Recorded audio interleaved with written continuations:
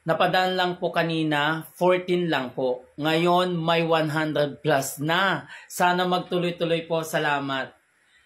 Actually, guys, kung gusto mo, i-plus sign mo muna yan. Okay, bago ko explain.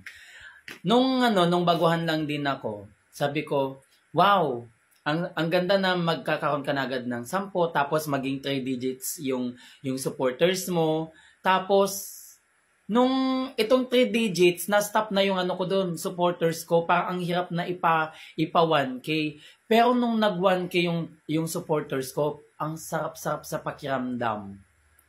Tapos, nung nag 1K na yung supporters ko, sabi ko, kailangan ituloy-tuloy ko na to. So, syempre, pumunta ako sa mga yung tumutulong para mapangat yung yung supporters ko.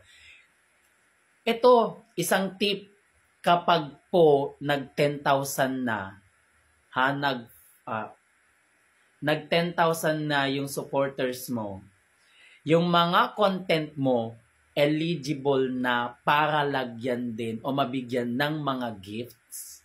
Parang parang sa FB, di ba?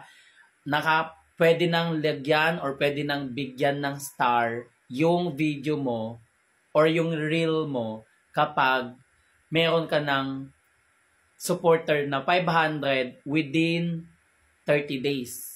Pero dito sa TikTok, kapag nag 10,000 ka na, pwede nang lagyan ng gifts yung yung mga content mo, mga video mo.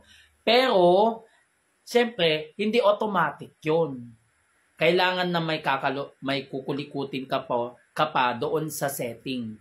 Okay? Kapag may 10,000 ka na, pumunta ka sa setting, di ko masyadong kabisado. Tapos, i-on mo yung, basta yung send gift na sinasabi. O, di ba? Kapag may nag-send sa'yo, ayan. So, kung nagustuhan mo itong video na to, again, this is Jonners.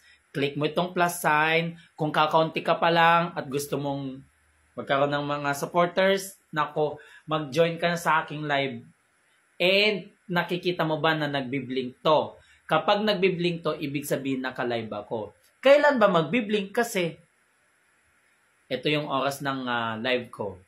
7 a.m. or 7 to 10, basta nandun. 7, 8, 9, 10 or 8, 9, 10, doon ako nagla-live. Umaga or gabi.